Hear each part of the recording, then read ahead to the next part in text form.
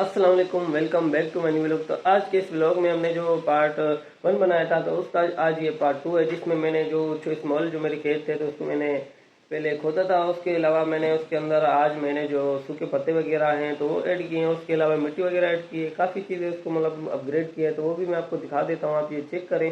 और बाकी मेरी वीडियो कैसी लगती है वो मुझे कमेंट में ज़रूर बताएं और चैनल को सब्सक्राइब ज़रूर करें।